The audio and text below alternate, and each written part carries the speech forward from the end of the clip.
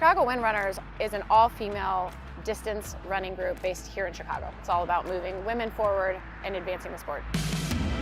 All right, Katie, 130. They all have full-time jobs on top of this. I think there's something really special in the fact that they're doing all of this out of such a pure place of passion. This is your final lap of the three-quarter. My personal goal for race day is breaking 3:15.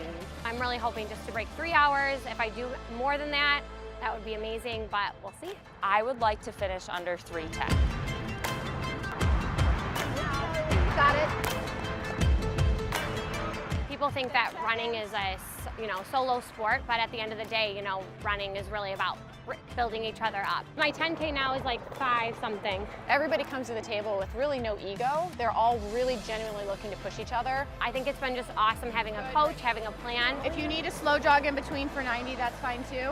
It has meant everything, from the level of support, level of instruction, and keeping us on track and on pace to achieve our goals. Exhale on the cover. I think when I cross that finish line, whether I hit that goal or not, I think it'll just be an extremely proud moment. Something like a huge sense of accomplishment.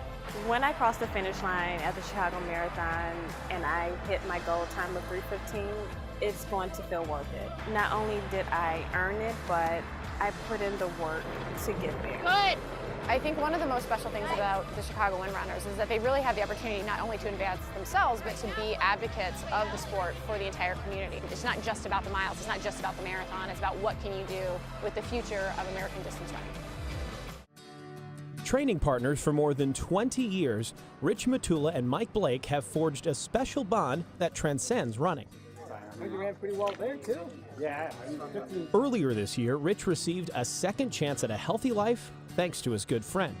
I found out about 20 years ago I had polycystic kidney disease. 2.5 years ago I realized I would need a kidney transplant or go on dialysis. According to the Living Kidney Donor Network, there are more than 90,000 Americans waiting for a kidney transplant.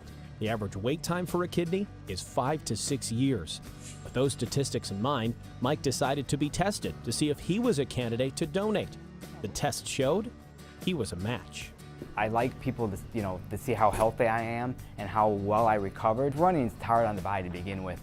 Should almost feel no different after you donate the kidney. So I would very much encourage people to do that. It's definitely not as scary as you think it is, and it's a great feeling to help someone else out. 9 months after the transplant surgery, both men are back doing what they love.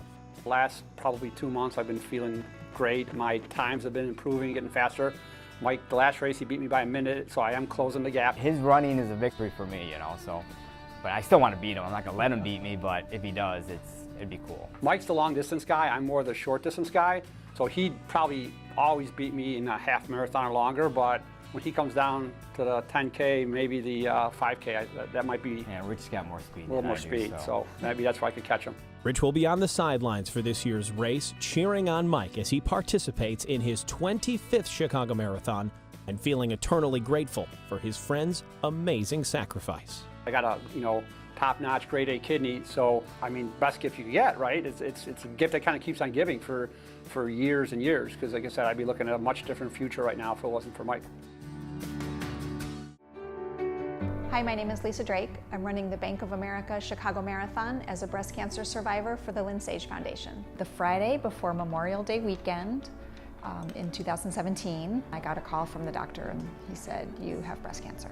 I'd never felt the kind of desperation about my health that this brought on. Shortly after her diagnosis, Lisa underwent a double mastectomy, followed by multiple rounds of chemo and radiation.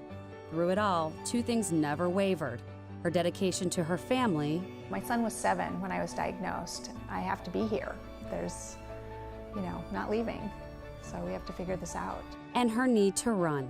It's been a part of my life for so long that I can't think about not doing it. You're in between chemo treatments. Why is it so important for you to be out here today?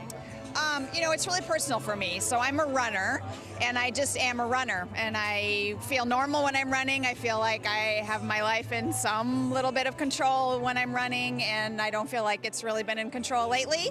So it's just, really important for me to be out here today just to kind of feel like me. Determined to not let her illness define her, Lisa finished her 99th marathon in the middle of her breast cancer battle. I had probably the best time I've had in any marathon I've ever done. And it was partly because I had a lot of friends and people who showed up to support me that day. I was a little emotional at the end last year, just feeling grateful that I could do it. This year, Lisa will be running the Chicago Marathon cancer-free, celebrating this important milestone by raising money to help women just like her. The Lynn Sage Foundation does mean a lot to me. It's an organization that raises money specifically for research around breast cancer, early detection, diagnosis, treatment options. With her treatment officially complete, Lisa is refocusing her attention on once again conquering the marathon. You get out of it what you put into it, like most things in life. And I think it's just something that I enjoy so much that, you know, it's just part of me. It's not something that I do, it's something that I am. Hi, I'm Carrie Tellefson, a member of the NBC broadcast team for the Bank of America Chicago Marathon. This world-class event attracts runners from over 100 countries in all 50 states. Whether you're from Chicago or traveling in, we invite you to explore the amazing course that creates the Chicago Marathon.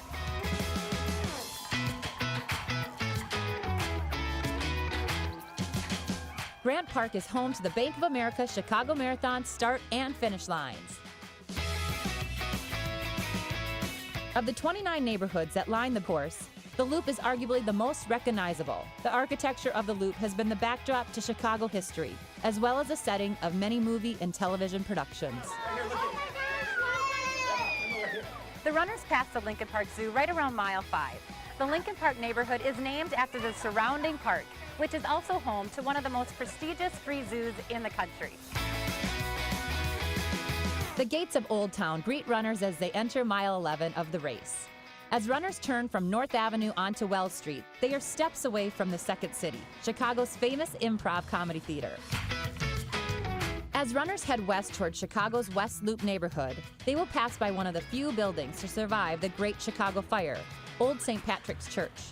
Hey everybody, we are here right after mile 14 in the epicenter of Greektown in Chicago. And who doesn't love to eat when you're running a marathon? So when you come through this part of town, you smell the aroma and you really think about running fast home. When I ran the Olympics in 2004 in Greece, I know they know how to put on a good party. So let's see what you do.